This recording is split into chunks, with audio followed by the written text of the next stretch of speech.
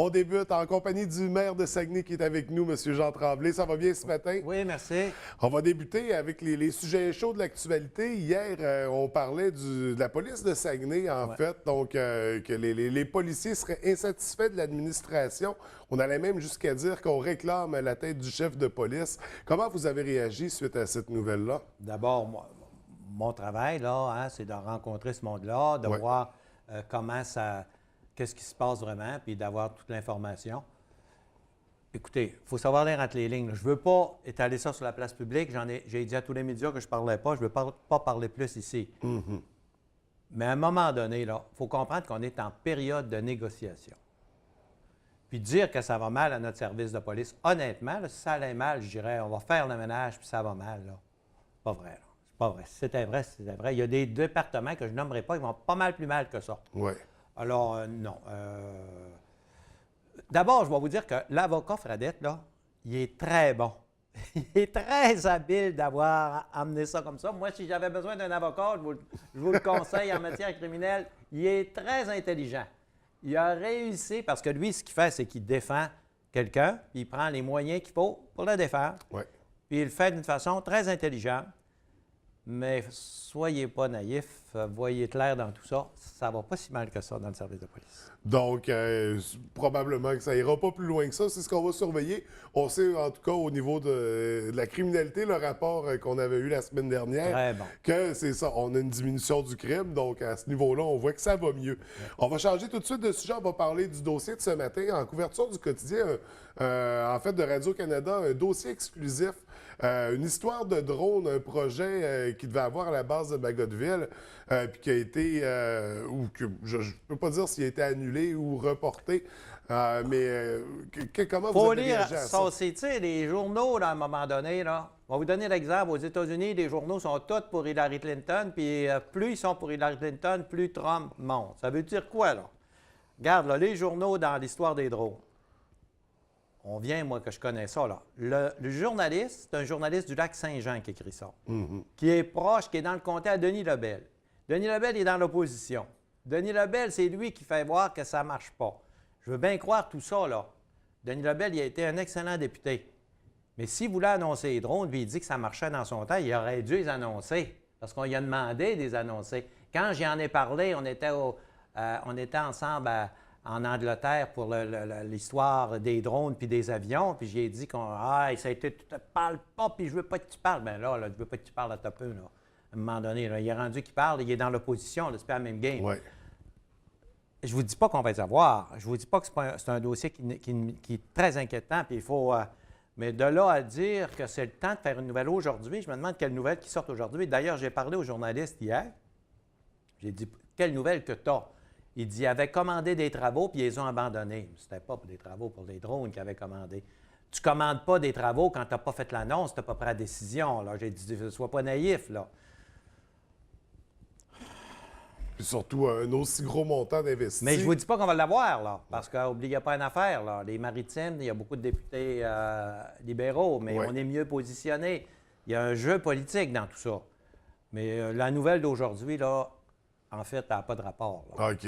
Donc, c'est ça. C'est de la fumée sans feu. Ouais. Donc, un dossier qu'on entendra certainement parler quand même par la suite. On va sauver ça. Ouais. Là, on parlait, vous avez fait une comparaison avec les journaux Hillary Clinton, ce qui m'amène à souligner un élément, un de vos attachés politiques qui fait partie de la campagne, qui est rendu aux États-Unis, puis qui suit Hillary Clinton, qui fait partie de sa campagne. Ça.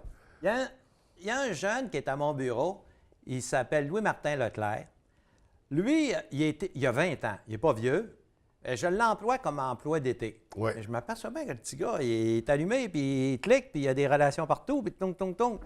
Là, il me dit qu'il est allé voir Hillary Clinton avant que je l'emploie, puis là, il travaille à temps partiel parce qu'il est à l'université. Donc, quand il n'y a pas de cours, il travaille au bureau, comme attaché politique. Mais il est intéressant, le petit gars. Actuellement, là, il est aux États-Unis avec l'organisation d'Hillary Clinton. Alors, ça m'intéresse, je l'appelle, bon, comment ça marche? Là, il me dit, écoute, il dit, l'organisateur d'Hillary Clinton trouve ça curieux, que le maire de Saguenay trouve ça le fun, il l'appelle régulièrement pour savoir comment ça marche, Hillary Clinton. Il dit, il te salue en passant, puis tout. J'ai dit, explique-moi comment ça marche. Il dit, Jean, je ne suis pas capable de l'approcher, là. Il dit, elle est entourée de 7 gardes. gardes qui sont juste à côté d'elle, elle n'est pas approchable, elle a un gilet pare-balles, elle a l'ambulance qui la suit avec le sang qu'il faut donner. Parce que tu t'imagines qu'un malade tire dessus. Ça peut arriver. On a vu des malades. Hein? C'est arrivé au Québec, donc pourquoi pas? Aux États-Unis, si ça arrive chez nous, ça arrive encore plus. Elle est en danger. Alors, il dit, Jean, elle est encadrée, c'est extraordinaire. Ouais, mais j'ai dit, toi, tu fais quoi? Ben, lui, il se met de chum avec tout le monde. Il était mal. Tu sais. Il avait fait pareil avec moi. Il se met de chum avec tout le monde. Alors là, toute la haute gamme d'Hillary Clinton, il m'envoie des photos, il est avec eux autres, puis tout. Mais là, dans la vraie vie, là, tu ne fais pas juste jaser. Non, non. Ils disent, on a un mandat, là. Ils disent, juste en Floride, on a 500 000 personnes à contacter. Il me dit ça hier. Il dit, on a 500 000. Fait que là, j'ai dit, ouais, mais tes contacts comment? Moi, il dit, c'est le porte-à-porte. Je pars avec une gang faire du porte-à-porte. Comment tu fais ça, du porte-à-porte? Parce que nous autres, on est habitués en politique. Toc, toc, toc. Bonjour, madame. Vous votez pour qui? Puis on dit n'importe quoi. Puis on parle un peu. Puis c'est plus sympathique, ça dure plus longtemps. Puis ça a l'air bête, on s'en va. C'est toujours de même. Mais là, lui, il dit non, c'est pas de même, ça marche, nous autres. Nous autres, on a un script. C'est-à-dire qu'ils ont 2 feuilles. Il faut qu'ils les apprennent par cœur. Il me les a envoyés. Il dit, envoie-moi ça comme ça. Hein. Il dit, c'est le meilleur script au monde, d'après eux autres. Là, il arrive, il frappe à la porte. Bonjour, madame. Bonjour, monsieur. On sait que vous allez voter pour Hillary Clinton. Là, les gens, là, il y a une réponse. Alors là, si la personne a dit, comment ça se fait que tu sais ça? Non, nous autres, on ne vote pas pour Hillary Clinton. Oups, là, ils s'en vont à la réponse numéro 4. Ça a dit, oui, on vote pour Hillary Clinton. Oups, c'est la réponse numéro 1. Vous votez pour Hillary Clinton? Voici, n'oubliez pas d'aller voter telle date. J'espère qu'on peut compter sur vous. Donne-moi. Là, c'est correct. Si ils disent qu'ils ne voteront pas pour elle, là, ils ont une façon. Mais il ne faut pas qu'ils passent une demi-heure dans une maison. Là. Ils ont un temps fait, puis tout. Alors, peu importe qui rentre dans votre maison, c'est la même question, la même réponse, la même affaire. C'est toc, toc, toc, un après l'autre. Alors là, il dit, c'est toute une organisation. Oui, mais j'ai des sondages, là, ça va pas bien. Il dit, oui, puis on est nerveux. Il dit, on est très nerveux. Il dit, on sent, là, c'est normal. Ouais. Là, il dit, on était à Miami. Il dit, Jean, t'aurais dû voir les bateaux de police dans l'eau, là. Il dit, c'était plein de bateaux de police. Ils surveillent pour la sécurité. Il dit, il y a des autos avec des chiens pas loin. C'est tout près, là. S'il arrivait quelque chose, les chiens partent pour... S'il arrive un fou, là. C'est super gardé. Il dit, quand tu rentres dans une salle, c'est la fouille complète, comme quand tu rentres à l'aéroport.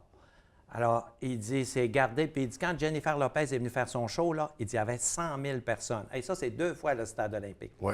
100 000 personnes. Et il dit, c'est malade, là, la sécurité, puis tout. Mais je dis, tu l'as-tu approché? Il dit, moi, je t'ai envoyé une photo. Fait qu'il m'a envoyé une photo, il est en arrière. Puis... Alors, c'est vraiment particulier, mais moi, je lis là-dessus, ça m'intéresse de voir un peu. Ce qui me surprend, c'est que les journaux aux États-Unis, unanimement, presque unanimement, ils sont derrière Hillary Clinton. Les plus prestigieux, là, hein, à commencer par le New York Times, ils ne sont pas juste pour elle. C'est à pleine page, des pages et des pages et des pages. Et plus ils sont pour elle, plus Trump monte. Bien, moi, j'en déduis que les gens ils ont perdu confiance dans les médias. Ils ont perdu confiance dans les journaux. Ils disent, c'est pas vrai ce que je lis, parce qu'ils sont pour Trump malgré tout ça. Alors, c'est la victoire quasiment d'Internet sur les journaux. C'est inquiétant pour les médias. On a beau dire, là, les journaux, on en parle, là, ils font une grosse histoire avec Patrick Lagacé, puis ils ont raison, c'est pas correct d'avoir fait ça à Patrick Lagacé, mais là, les journaux, c'est eux-mêmes. Quand c'est eux, ils se défendent. Si c'était un politicien, il n'aurait parlé une journée, ça aurait été fini. Mais là c'est page 1, page 2, page 3, page 4. Alors, mais on constate, puis ce qui se passe aux États-Unis, ça va arriver ici. C'est la même chose.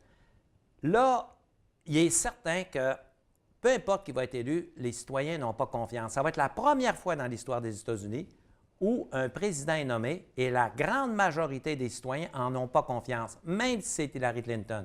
Ils n'ont pas confiance. Ils votent par dépit parce qu'ils se disent, c'est ce que tu veux qu'on fasse, lui, il est trop fou, il faut voter pour elle.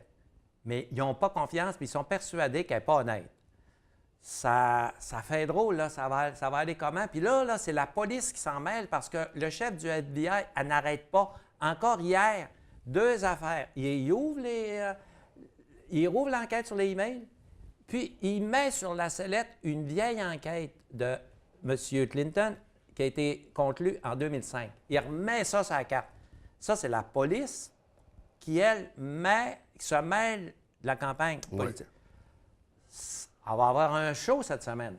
C'est un spectacle. Là. C'est un tout spectacle, mais ça va avoir des conséquences sur le Canada, parce que tu sais que nous autres, quoi qu'il arrive, comme là, le fait que Trump monte un peu, ben là, il a dépassé Hillary Clinton, le peso au Mexique fait ça. Pourquoi? Parce que lui, il a dit que les Mexicains, il n'y a rien qu'il n'a pas dit, là, c'était des violeurs, c'était des gens qui amenaient la drogue, puis que lui, là, c'est bien de valeur, les industries, il n'aurait plus au Mexique, puis c'était fini le Mexique, puis il allait mettre un mur. Bien là, si Trump monte, ça veut dire que le peso mexicain tombe. Donc, aussitôt qu'il monte dans les sondages, le peso baisse. Puis tu vas voir si Hillary Clinton gagne, comme ça va arriver, le peso va remonter. Mais c'est inquiétant. C'est vraiment... Parce que lui, c'est assez spécial. Après avoir tout dit ce qu'il a dit, là, le voir encore gagner les sondages, oh, tu te dis, ça file pas bien, là, tu sais. On est chanceux, nous autres, on est heureux avec Philippe Couillard, là, on peut le dire, en tout cas, tu sais, qu'on parlait à Donald Trump.